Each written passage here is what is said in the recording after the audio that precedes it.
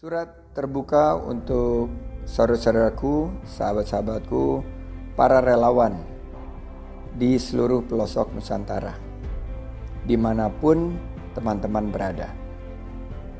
Banyak pihak mengatakan bangsa kita tidak akan sanggup melewati krisis kemanusiaan. Pemerintah kita katanya tidak cakap dan terbuka mengurai persoalan. Rakyat kita jumlahnya terlalu banyak untuk diperhatikan. Fasilitas dan tenaga kesehatan kita rasionya tidak mampu mengimbangi beban populasi. Ekonomi kita diprediksi tidak hanya terjerembab, tetapi terjun bebas ke jurang kehancuran. Sekarang biaya-biaya naik ya? Iya Pak. Harga-harga pada naik juga ya? Ya mudah-mudahan kita bantu. Mudah-mudahan penghasilannya tetap ada. Karena biaya hidup sekarang agak mahal ya Bu ya? Iya. Ya. Tetap tegar Bu. Iya, Ya, semangat. Setiap kali Ibu Pertiwi terluka, ribuan relawan dilahirkan oleh zaman. Mereka tanpa peduli latar belakang selalu hadir menjawab tantangan. Mereka adalah para pemberani, mengejar resiko seringkali tanpa dikomando. Mereka adalah para pejuang, senantiasa memberi tanpa pernah mengukur diri, terus bekerja tanpa memikirkan harga kasih. Dalam perjalanan hidup, begitu banyak saudara-saudara relawan yang saya temui, dari dunia usaha, politik, kemanusiaan, bahkan dari aktivitas berolahraga lari. Semuanya disatukan oleh semangat berkontribusi untuk negeri. Keteladanan mereka menginspirasi, melahirkan ribuan relawan baru. Tidak heran, di masa pandemi ini, ribuan relawan kembali hadir dengan semangat yang sama tetapi wajah berbeda. Adalah kehormatan bagi saya bisa bahu-membahu dengan mereka.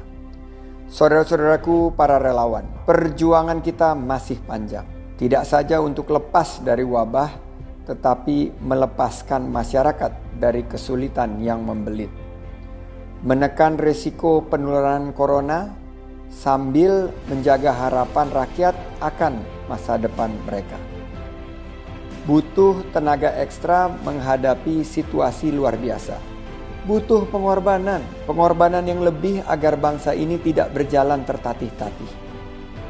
Sebagian besar relawan tidak berjuang di front terdepan, tetapi kerja sukarela mereka akan menggugah kesadaran. Sahabat-sahabatku relawan sekalian, teruslah bekerja tanpa pamrih. Itulah energi sejati yang selalu menyelamatkan bangsa dalam situasi sulit. Para Sandiaga Salahuddin Uno, Menteri Pariwisata dan Ekonomi Kreatif, Kepala Badan Pariwisata dan Ekonomi Kreatif, ditetapkan di Jakarta pada tanggal 23 Desember 2020, Presiden Republik Indonesia Joko Widodo. Gagasan utama kita adalah inovasi, karena kita harus bergerak secara cepat. Bapak Presiden arahannya dan Bapak Wapres bahwa dalam 1 tahun ini harus ada perubahan yang mendasar pada saat kita berbenah terhadap destinasi 5 super prioritas. Jadi kita harus berinovasi, mulai daripada busananya, tari-tariannya, 360 degree, inovasi dari segi infrastrukturnya, dan segala yang berkaitan baik dari pariwisata dan ekonomi kreatif, kuliner, fashion, pria, dan lain sebagainya. Harus menggandeng semua pihak. Karena ini tugas berat, kami sangat prihatin, jutaan lapangan pekerjaan yang terdampak di sektor pariwisata dan ekonomi kreatif, dan kami akan berjuang untuk mempertahankan dan mengembangkan pemberdayaan agar kita bisa membuka lapangan kerja seluas-luasnya dan mempertahankan tingkat pendapatan dan kesejahteraan masyarakat.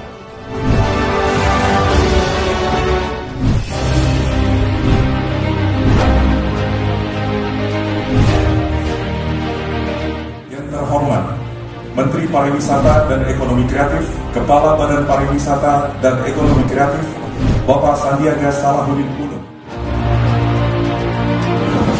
harus memberikan yang terbaik kepada bangsa dan negara, sumbangsi, dan kita harus bersatu padu untuk sama-sama bisa memulihkan kesehatan bangsa kita dan membangkitkan kehidupan berbangsa, agenda pembangunan, ekonomi, dan tentunya sektor yang kita sangat cintai, pariwisata dan ekonomi kreatif. Sektor ekonomi kreatif sebagai penghalau dan pencipta lapangan kerja, penghalau ekonomi kita, pencipta lapangan kerja, mendapatkan satu pendekatan yang betul-betul holistik, sehingga lebih dari 30 juta para pelaku dan tenaga kerja yang ada di sektor pariwisata dan ekonomi